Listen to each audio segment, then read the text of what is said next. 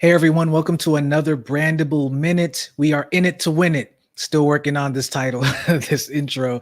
Today we're talking about simple content marketing. Now remember, before you can actually market to someone, you got to know who you're marketing to. So we discussed finding your market niche, all right? Market niche is a mixture of your qualitative and your quantitative data, right? You just don't want somebody who is all stats, right?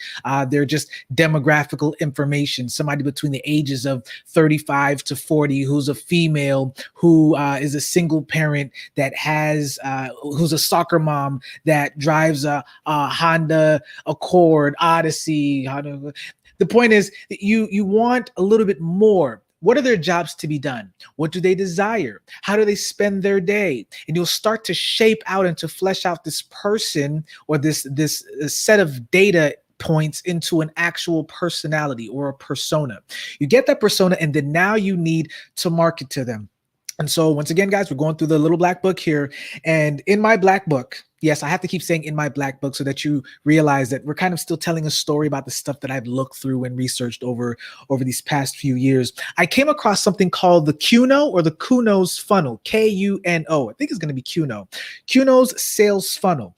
And in this sales funnel, there are three parts. There's the top of the funnel, there's the middle of the funnel, and there's the bottom of the funnel. The tofu, the mofu, and the bofu.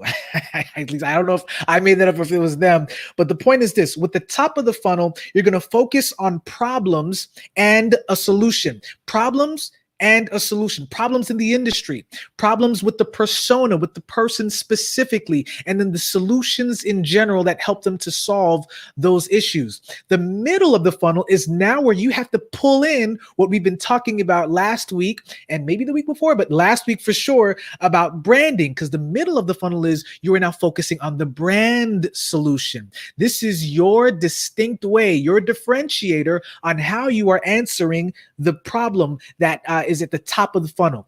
And then you have the bottom of the funnel, which is focusing on the leads commitment. Okay, so what do you do in this sales funnel? Where do you start creating the content in this three piece? Now, what I probably should have done, and you guys already know that I should have done this already. So let me go ahead. Let me open up our Brandable Minute book. You know, we already know. Let's say this is probably number 6. We're going to go ahead and share this thing out because I want you to see this and I want you to actually start taking note here. So application window, where are we? Go ahead and share. Now it's white now instead of dark because, you know, the new update to Big Sur Mac has kind of interestingly changed some stuff up. Okay, so can you see me? Yes, you can. We have the top of the funnel,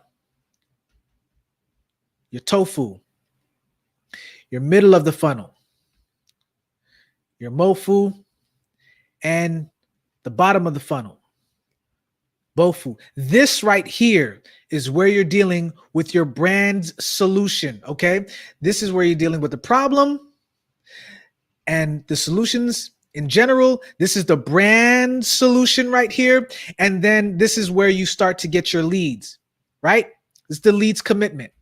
Now, in this particular space, this particular part of the funnel right here, you're like, well, what do I talk about? What are the solutions? How do I provide these things? Well, take a look at this, guys. This is like just stuff that you should, okay, I'm going to list them and then maybe I'll write them out for you. Case studies, industry guides, blog posts, newsletters, white papers, manifestos, frequently asked questions, reviews and testimonials, ebooks, storyboard for videos, top sheets, checklists. These are all of the things that you can now start creating to answer the solution. All right, guys. So let's put these down. If you want to take notes, this is what it looks like. Case studies, blog posts, you got newsletters, manifestos. So there shouldn't be a question of well, what should I write? It's how should I package some of this stuff? Industry guides. And here's the beauty of it. If you've got a really good piece of content, you could take the same thing. Top sheets. I don't know why this says top sheets. Maybe it's like fact sheets is probably what it is. Ebooks. Maybe I just wrote it wrong because I actually write like this in my book too. storyboarding for videos. Like this is, how, and that could be like an interesting concept there of how you would deliver that. Frequently asked questions, FAQs, and then reviews, testimonials. Okay. This is the part that you want to focus on, guys. You want to focus on here, but you can't get here unless you understand who you're marketing to. You got to have a market niche before you start marketing content. And after you can figure out who the personality, who the demographic, who they are, then you figure out the industry problem first. This is probably where you're going to do some, generic market research. Listen, you don't have to.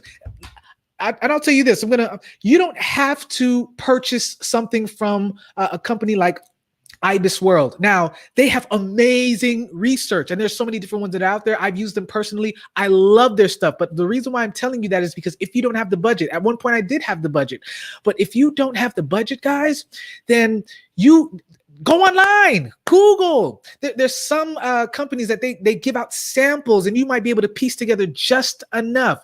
But you can also go to sba.gov. It's a free resource where they have all of the information. It's probably a little bit harder to dig through, but it's there. SBA.gov is another one, Small Business Association, like Administration Association. The point is, there are free resources out there to do your market research. And then from there, you need to start synthesizing your research to differentiate your own solution. This is what's going to make you different. Look, we are still living in it. And I think Marty Neumeyer, who's like some people call him the godfather of branding.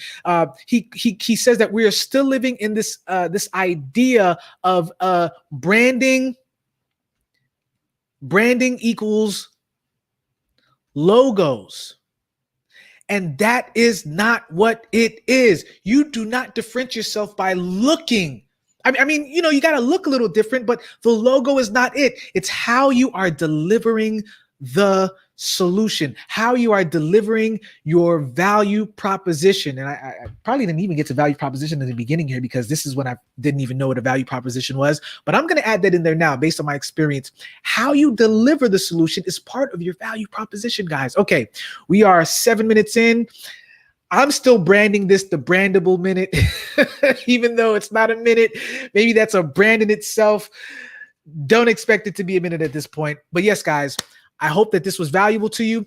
And tomorrow we will continue just building on top of this idea on how it is that you can effectively brand yourself so that you can add value to other people. We'll see you guys